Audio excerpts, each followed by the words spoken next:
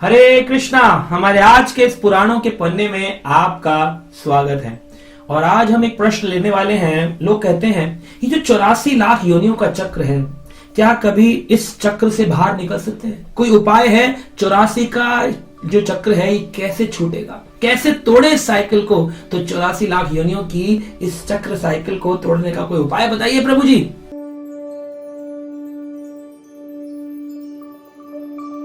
आइए आज चलते हैं स्कंद पुराण की ओर। स्कंद पुराण में एक शुभ श्लोक लिखा गया जिसमें इस चक्र को तोड़ने का तरीका बताया गया है। कहते हैं, संसारे अस्मिन् महाघोरे जन्म मृत्यु समाकुले पूजनम वासुदेवस्य तारकम वादिभिः स्मृतम। कहते हैं संसार अस्मिन् महाघोरे, ये जो संसार का विश्व सर्कल है, ये जो जन्म मृत्यु की जो साइकिल है, आप अगर ABCD पढ़े, B for birth and D for death, birth यानी जन्म, डेथ यानी मृत्यु, B और D के बीच में आता है C इज फॉर चॉइस। मेरा चुनाव क्या है, मैं किस रास्ते पर जाना चाहता हूं, इसका चुनाव भगवान ने हर मनुष्य के हाथ में दिया है।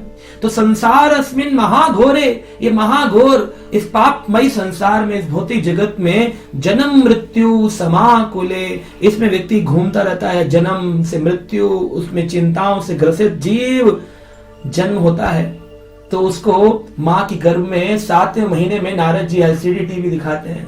कहते देख तूने अपने पूर्व जन्म में कौन कौन से पाप किए, देख देख। कहता है, तड़पता है, हाथ पैर मारकर एकदम ऐसा परेशान होता है। माँ कहती है किक मार रहा है बच्चा, गर्भ में अभी स्वस्थ हो रहा है, देखो बड़ा हो रहा है। वो घबराता है, चिल्लाता है, चीखता है। नारद जी कहते हैं एक मौका और दूंगा, मनुष्य योनि प्राप्त होने वाली है, इसका सदुपयोग कर लेना, भगवान के नाम का भजन करना।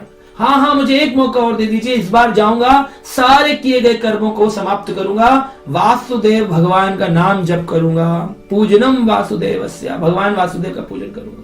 ये प्रण हम सभी मनुष्य 7वें महीने के गर्भ में लेकर आते हैं, लेकिन जब बाहर निकलते हैं, संसार अस्मिन् महाघोरे जन्म मृत्यु समाकुले, इस चिंतामयी संसार में, जन्म मृत्यु संसार में फंस जाते हैं। माँ कहती है मेरा लाला आ गया, कोई कहता है चिंटू आ गया, कोई कहता है पिंटू आ गया, नाम रखते हैं विभिन्न विभिन्न और बड़े प्रसन्न होते हैं। और बच्चे को ये तेरे दादा है, ये तेरी चाची है, ये तेरे चाचा है, ताऊ है, ना अनेक रिश्तेदार। और वो बचपन में ही दवाइयां खाता रहता है, पेंटोमाइसिन, स्ट्रेप्टामाइसिन, माइसिन माइसिन। मैं अपने पापों के कारण ये दवाइयां खा रहा हूं, इंजेक्शन खा रहा हूं, फिर भी वो दवाई के नाम से भी नहीं समझता कि मैंने कितने पाप किए। जब छोटा होता है तो लोग बोलते बेटा अभी ये सब मत करो, तुम भगवान का भजन वजन इसको करने की एक उम्र होती है, थोड़े बड़े हो जाओ फिर तुम एंजॉय करना, अपने जीवन में जो मर्जी वो करना, पहले एक बार तुम बड़े हो जाओ। 5 साल का होता है बच्चा, स्कूल जाने लगता है, कहते हैं बेटा पहले पढ़ाई पर ध्यान दो, ये भगवान का भजन और ये सब करना ये अभी नहीं, एक समय आएगा जब तुम अपना कॉलेज में जाओगे तब एंजॉय कर लेना। तो फिर व्यक्ति पूरे जीवन पढ़ाई करता है, 12वीं का एग्जाम पास करके रहता है, अब मैं कॉलेज में आऊंगा एंजॉय करूंगा। कॉलेज में आता, कहते हैं करियर बनाओ, नौकरी करनी है, सोचो क्या करना है, प्रोफेशनल डिग्री लेनी है, कौन सा कोर्स करना है, उसमें व्यस्त हो जाता है। जब उसके कॉलेज खत्म होता है, 4 साल 5 साल पढ़ता है, तो बाहर निकल के कहता है अब मैं अपने इंडिपेंडेंट हो जाऊंगा, अपने पैरों पे खड़ा होऊंगा, पैसे कमाऊंगा, फिर अपनी मर्जी से कुछ भी करूंगा, भगवान का भजन भी कर सकता हूँ, एंजॉयमेंट भी कर सकता हूँ, कुछ भी कर सकता हूँ। लेकिन जब वो बाहर निकलता है, पैसे कमाने लगता है, तो माता पिता कहते हैं बेटा विवाह कर लो, विवाह करके तुम्हारी पत्नी जहां चाहे, तुम जहां चाहो वो करना।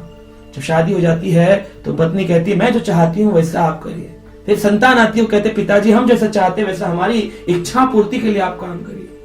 60 साल का हो जाता है बचपन से लेकर, लेकिन भगवान के भजन का जो वादा उसने गर्भ में किया था कभी नहीं कर पाता। निकलते निकलते जब रिटायर होता है, कहते अब मैं करूंगा भगवान का भजन, लेकिन तब तक शरीर साथ देना बंद कर देता है, हड्डियों में दर्द होता है, अनेक प्रकार की बीमारियों से ग्रसित होता है, cold cough, body pain, arthritis, back एक, लो बैक पेन, आंखों में दिक्कत, दांतों में दिक्कत, बाल उड़ जाना, अंगम गलितम मुंडम पलितम दशः विहीना जातम तुंडम, दांत गिर जाते हैं, अंग गिर जाते हैं, मुंड पलित हो जाता है, बाल गिर जाते हैं, लेकिन फिर भी नाम उच्चंती आशा पिंडम, ये आशा नहीं छोड़ता कि अब मैं एंजॉय करना छोड़ दूं, अब बस भगवान का भजन करूं जिसका वादा करके आया था। ना तो एंजॉय कर पाता है। कहते हैं ना कि आए थे हरि भजन को, मीठा लगा दाम, दुविधा में दोनों गए, न माया मिली ना राम। राम का भजन किया नहीं तो राम मिलते नहीं। माया क्यों पकड़ना चाहते हैं, माया हमारे कैप्चर में आती नहीं। जितना चाहते हैं हमेशा इच्छाएं आशाएं अधूरी रह जाती हैं। करोड़पति व्यक्ति से भी मिलो फिर भी उसके मन में रहता थोड़ा और थोड़ा और थोड़ा और, कोई संतुष्ट व्यक्ति मिलता नहीं है।